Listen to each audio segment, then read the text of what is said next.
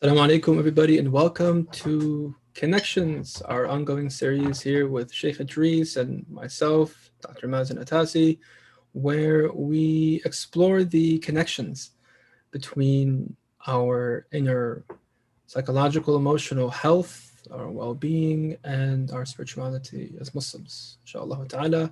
Sheikh Idris is a religious scholar, studied for many years overseas, and is practicing as a somatic counselor. And I am a naturopathic doctor and also practicing as a somatic counselor. So we bring different perspectives, but a shared appreciation of the Islamic tradition to well, I said different perspectives, but just different kind of backgrounds, maybe we can say, but similar perspective and similar passion and interest in bridging the healing arts and the Islamic tradition, inshallah ta'ala. So today we're on episode 18, and we wanted to talk about forgiveness. Forgiveness is the idea of forgiving the people that do us wrong. And to be honest with you, I see like with my clients and patients, I don't force this with anybody. I don't tell anybody from the outset that they should be for getting to a place within a certain timeline that they have to forgive somebody, because I don't make that the goal. The goal is obviously processing and integrating and healing and restoring wholeness. That is the objective. And whatever comes along with that, if forgiveness comes, ahlan wa sahlan, that is welcome. But I usually don't find it to be something on my radar at all. And in fact, and I know we're gonna about to get into this, and you'll agree that in some way forgiveness can be a huge spiritual trap, and even a trap to um, healing and finding, inner sakina.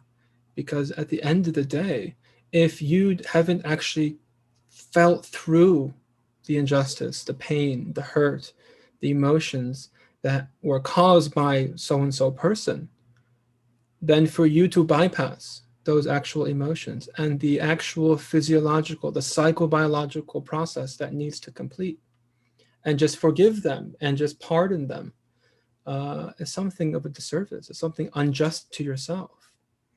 And you should be forgiving perhaps yourself for that. But, and then, people talk about forgiveness of the self, and there's no idea of, forgiveness of the self. There's no forgiveness of the self. You should be ashamed constantly because you're a bad person. But you forgive everyone who slights you, So these are the interesting dynamics that we're here to talk about today.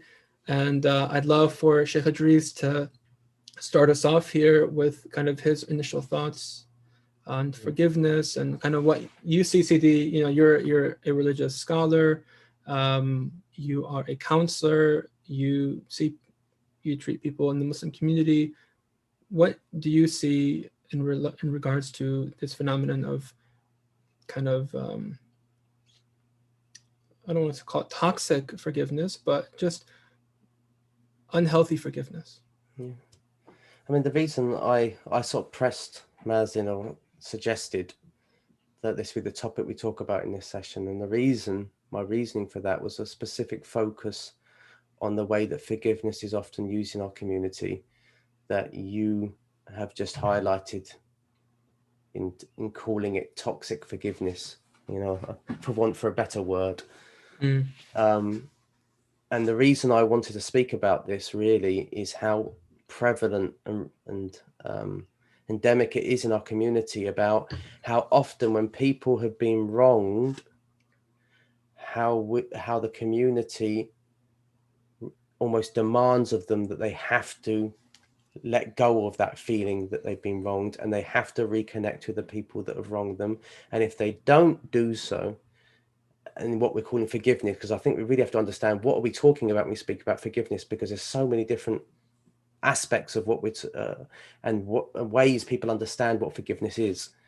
But fundamentally here I'm talking about this person feels wronged and they feel that they need to seek justice, or they need to seek acknowledgement. They want the other person to acknowledge what they've done, and that's not happening. And so they go through the channels to seek justice, or they cut them off and refuse to deal with them.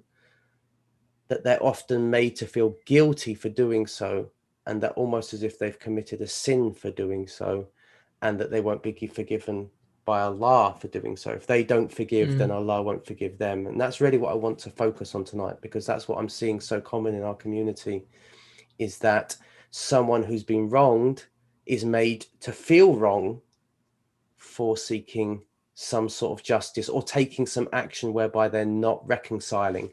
There's this almost obsession with reconciliation in our Mm. community, and whereby it often perpetuates even more harm in that reconciliation, and the sort of stress upon, if you can't get things together, we need mediation, we've got to bring things together, the people together, and we've got to make it right, and if they don't make it right, things are not all right.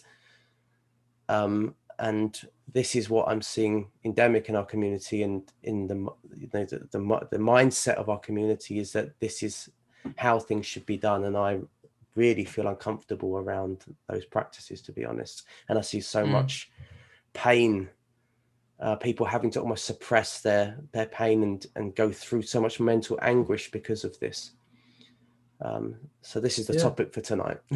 Yeah. Well, it sounds like just it's a lot of avoidance. You know, it's like it's a lot of avoidance of the uncomfortable feelings of feeling like of pain, like we mentioned, but also grief or anger or resentment, especially these are kind of a bit more higher charged and religiously kind of blacklisted emotions. You know, you shouldn't be angry, you shouldn't want Feel resentment, resentment. you shouldn't want to, you know, justice. That might put them in a wrong situation, or it might cause fitna, or it might, you know, just keep it under wraps and, you know, trying to arbitrate or mediate quietly, or just forgive them and pardon them. Allah will forgive you on qiyamah and this and that. And let's say you do that, but you're left with all of those emotions still.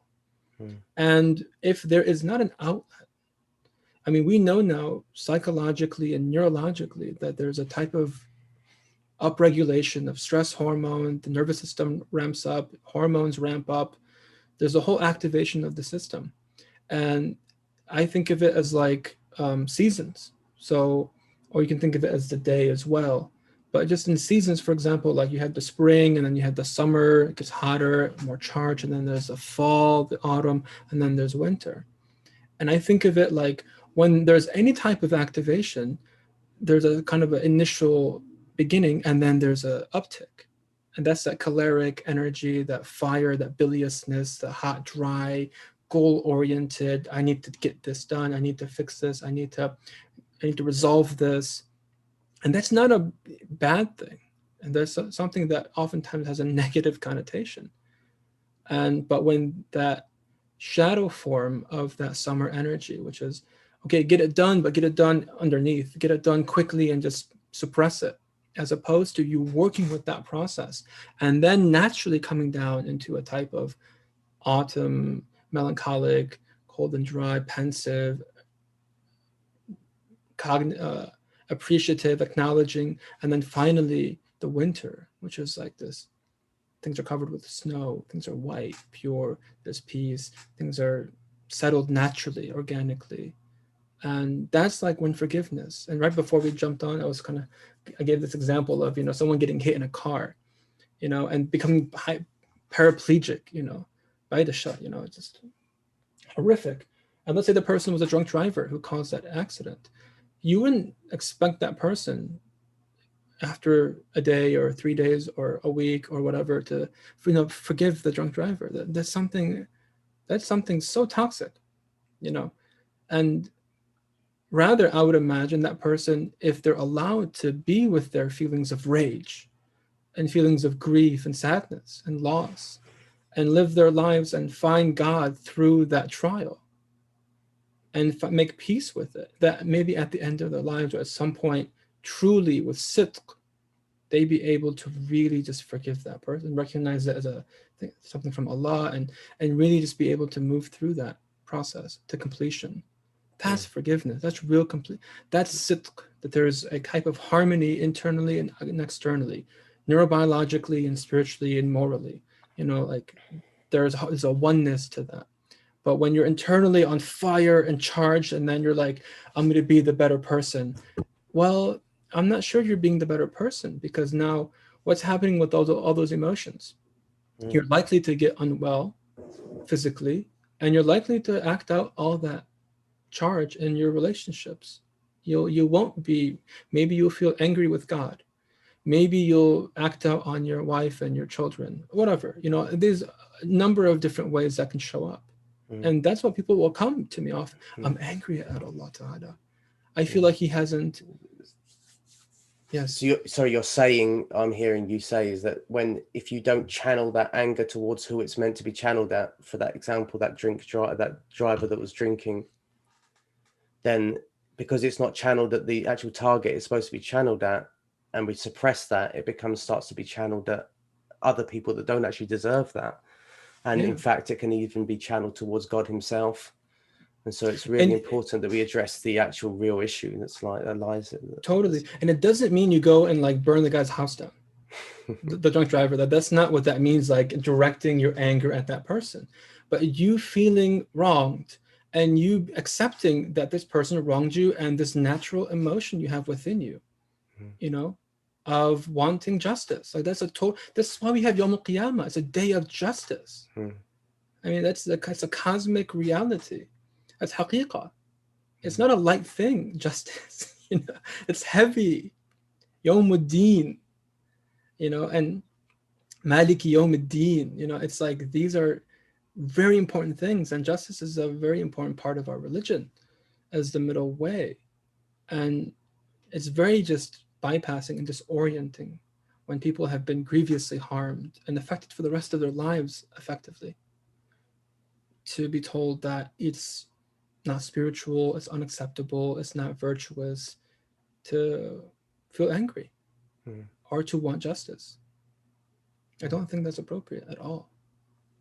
And it cultivates a type of, and I'm not making like a judgment, but a type of hypocrisy in some way, the type of two-facedness, where inwardly I'm brewing, I'm dealing with all these things. Outwardly, I'm the good boy, and we have a good boy syndrome amongst the Muslims, a type of avoidance of. You're saying that because you have to disassociate from a certain part of yourself, Absolutely. that you end up creating a schism, and then it creates this sort of ingenuineness within you. Absolutely. When you're in conflict with yourself.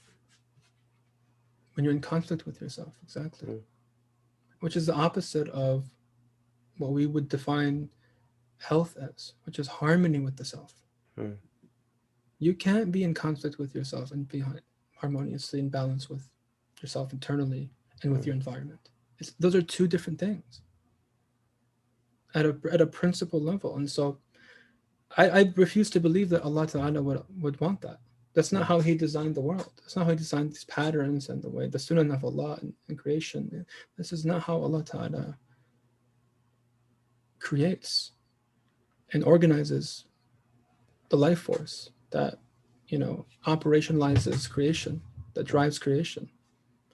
No, that's not.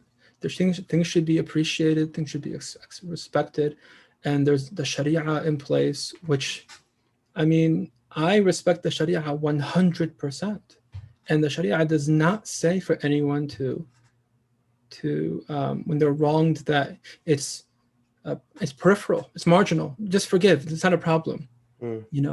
Like when you have the Sharia in place, which is to me like the somatic component, it's the ground, it's the earth, it's like that's earth. If we were to kind of just visualize it, spirituality is like the heavens. It's vast, it's open, it's transcendent, and Sharia is grounding and rooting. The both are vital for a healthy being. That sounds like this you're doing Hakeem, yeah. Allah always loves Hakeem. Hakeem, I carry Hakeem with me everywhere. I'm doing that. Absolutely. This is Sharia, This is the boundaries of Allah and boundaries of people. And to hurt one person is like, this is, you saw this a lot with what's happening now in Palestine, or what's happening a few weeks ago in Palestine, where just the blood of one person is more sacred than the whole haram itself. But look at how people are there protecting it out of their izzah for Allah Ta'ala, their love of Allah.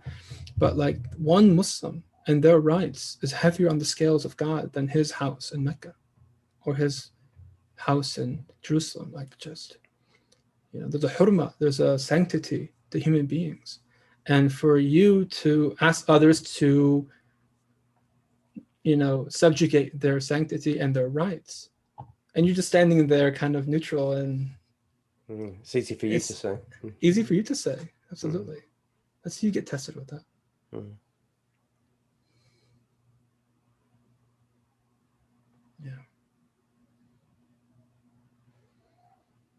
Yeah, so there's many ways to tackle this. I think the first, I think what you've spoken about first is a very common conception of what we see as forgiveness is, or lack of forgiveness, sorry. Like, someone who isn't forgiving is they hold emotion. So they feel anger, they feel maybe resentment, they feel a vendetta, all these sort of turbid emotions that they're feeling within themselves, and feeling that they need to be reprieved, they need to find some sort of, what's the way to vent these emotions. And that's, and that is one way of looking at forgiveness, is that this person's holding on internally. But when we look at the word in Arabic, istighfar, to seek forgiveness, or to ghafara, to forgive, maghfira and ghafara, it doesn't necessarily hold that. I mean, what we understand from the root is to cover and protect. So if I forgive you, Mazin, then I decide that I wish to protect you from the repercussions. So say you've harmed me, and then I wish retribution. But I choose to forgive. I choose not to carry out and reciprocate that harm back to you. And I also choose to cover it by not reminding you of it. So if I choose to forgive someone, it means I'm not going to retaliate physically or verbally, and I'm going to choose to conceal that between, and I'm no longer going to bring it up and remind you of it, and almost keep you in bondage to it. So like every time I see Mazin and he's like trying to be nice to me and say, how are you doing, Idris? And I always sort of bring it up. Do you know you did that to me? And I almost keep you in this tight bondage around that theme. And it's a sort of it's a cruel disempowering of you. Even though you've done me wrong in the past, I'm almost doing, I'm recreating that upon you. It's sort of the victim's power, isn't it? Is that they throw it back. This is what we're speaking about forgiveness, fundamentally from a Sharia perspective. We're not speaking about the emotions. That's a completely separate thing, because often people think, I haven't forgiven them because I see Mazin and I still feel these emotions. That's a completely separate affair. That doesn't mean I haven't forgiven you. Rather, that just means that I'm feeling the effects of, as I recall, I see you, so thus I recall what happened, and I experience a reaction to that, which is perfectly natural. If I speak about a lemon to you, you're naturally gonna, you're gonna get some sort of physiological reaction to that. So I think that's the first thing people need to understand, is these are two separate things, and that we feel these emotions towards people. Now, ultimately, we don't want to wish to harm one another. We don't wish to ruin their name, but we also don't wish to feel those emotions. Everyone, I think, can acknowledge that. I don't want to feel these emotions towards someone, because we understand fundamentally that it's not impacting them. It's impacting us far more. Now, how do I get rid of those bad feelings? Then I can either get acknowledgement. I'm just using Mazin as an example. I do apologize here, but I suppose I want to sort of quench that anger and quench that resentment and dissipate it. How are we going to do that? We can do that in many ways. That's why people come to therapy. They wish that maybe through processing, as you've spoken about a lot, exploring and processing what it is, we feel that we can move through that. And thus forgiveness, when I'm speaking about forgiveness here, is not feeling the emotions anymore, which I'm saying is not necessary from a Sharia perspective what we mean by forgiveness. But by going through that process, the actual not feeling the emotions anymore and feeling free of them it just naturally happens. It's a process, and it's a natural occurrence through going through that process. And that's why you said in your therapy work, you don't even talk about forgiveness most of the time, because you understand that that's just a symptom of something deeper that we need to explore with one another and work through. Does that feel true for you? Yes, it does feel true. Um, I mean, the resolution of the emotions has to be there regardless, I think. I mean, the forgiveness is something. At some point, people ask me, like, am I a bad person for not forgiving? I said, no, not necessarily. And what do they mean? I'd like to explore, what do you mean by you're not forgiving? Yeah. Well, I mean, most people, perhaps, and you can tell me what you think, they're beating themselves up. That there is a type of internal collapse that happens when they haven't been able to process, and they've been told to forgive, and they feel like they can't, and there's resistance, and it gets so complex and so enmeshed with their vital force and their internal kind of consciousness and subjectivity, that they end up getting super confused around what they should be doing, what they should be feeling. I don't know who I am anymore. I don't know what I should be. Am I good? Am I bad? Does it mean I'm going to be destined for the hellfire? Is God not going to forgive me? It's like, it gets so complex. And I just tell people, look, you have to put all of that aside. You have to just work with what's coming up in the moment right here. Because there's a lot of activation physiologically that once is just accepted, acknowledged, it will clear, it will wax, and it will wane naturally. It has a natural arc, it has a natural kind of half-life, it has a natural lifespan, and it will go away, but it just has to tell its story. It has to be just respected. These emotions have to be respected. We have to be respected. The dignity of the human being is huge, and the vital force in some way just wants to be seen, and so in some way, that's what I focus on, and I'm not a spiritual teacher, and I'm not a spiritual guide, and I don't claim to be. And people will say, I've been asked by people, can you be my spiritual? I tell them, absolutely not. That's not my position. But maybe what you're looking, for, I'll be happy to clarify for you what you're looking for, or what's in the way of you being able to really, find what you're looking for, if it's something within the realm of healing and all this. Well, you're looking at it from a perspective of actual emotional health, aren't you? Emotional, psychological, physiological health. Yeah. Because we have needs. And you my whole belief in my work is that we have needs, physiological needs that have to be met, emotional needs that have to be met, relational needs that have to be met. And that once those are met, there's a type of harmony, this baseline harmony that exists. Just once we're connected to that fitra, that then when put in a spiritual orientation, can really blossom, can really make suluk.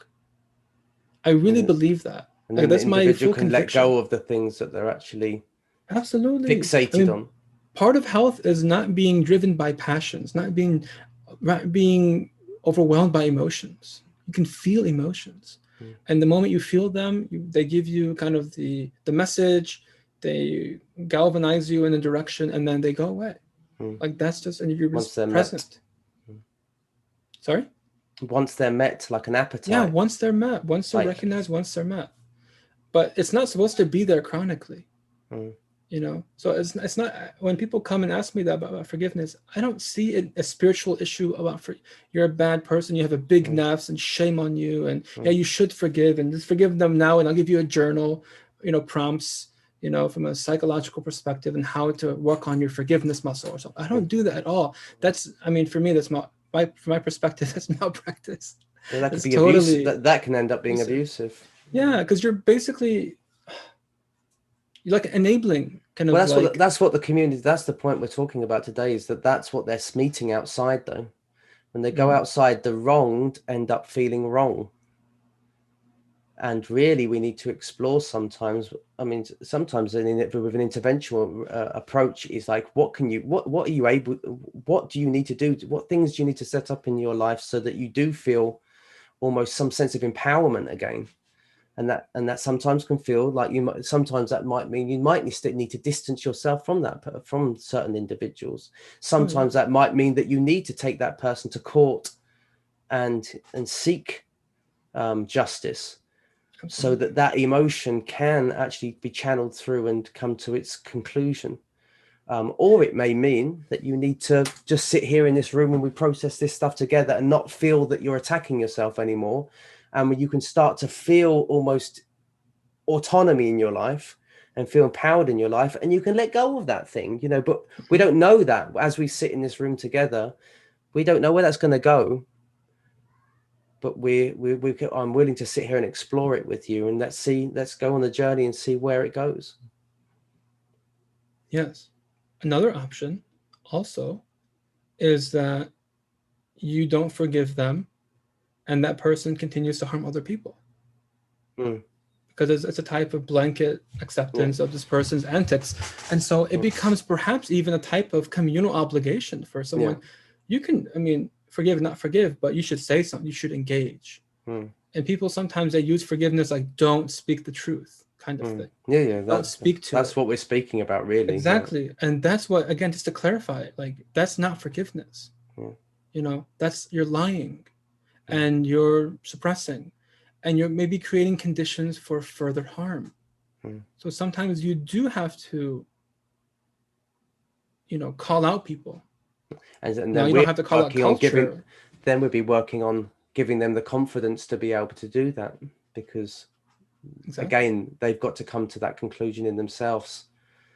They realize often do realize in their hearts this is something that needs to be, this person does need to be taken to task, and this needs to be named in the community, but they don't have the strength to do it because they've been so demoralized by and disempowered by people telling them that they are the ones in the wrong.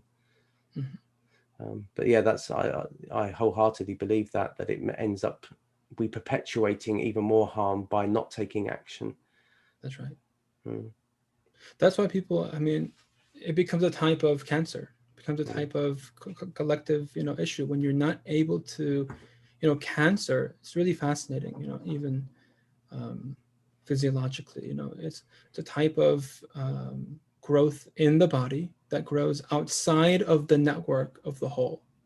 Because the whole body is governed by this immune system, this vitality, this the vital, the intelligence, the vitality of the body, and cells are constantly killed, and no cells are grown, and they're brought to maturation, and their functions are upkept, and they're fed, and all the excretions of the cell are taken away, and this is vital living whole.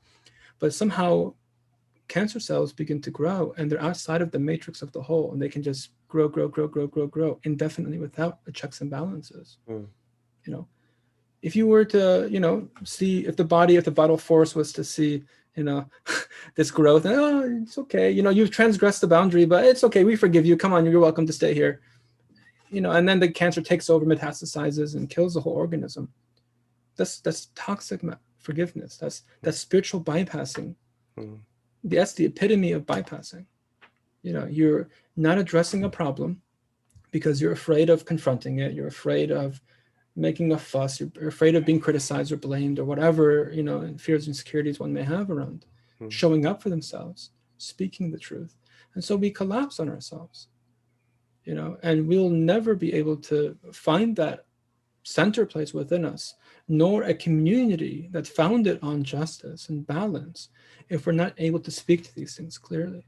Mm, I mean, forgiveness is one of them, but mm. there's many other issues that we suffer Yeah, with but we have to enjoin individually. the good and forbid the evil. That's actually Absolutely. a communal obligation to be able to. It's a communal obligation. Mm. Absolutely. And going back to, and that's why I'm seeing that this concept we have of forgiveness in our community actually suppresses the very obligations we often need to enact. because we're supposed to just forget and let bygones be bygones. And it just perpetuates this status quo of oppression happening, which is actually haram in itself. And so this concept of forgiveness is actually becomes, it facilitates haram. So it's haram in itself. Exactly. The fact that you ask that person to forgive is a haram act sometimes. Yeah, exactly. We're not, just to clarify, we're not saying in every situation, but sometimes, yes, absolutely. Well, Especially the person knows what you're they're doing. speaking to there, if it leads to a greater evil. Absolutely. Absolutely. Yeah. Okay. Alhamdulillah. We're gonna have to wrap it up there today. We'll wrap it up, inshallah. This is just the first part of this, because I think Yeah. this is a massive topic. This is heavy. This is good and stuff. I want to delve into this and dwell in it, because it's something that's very confusing, even for me. Every time I explore it again, new things come up for me and new clarifications.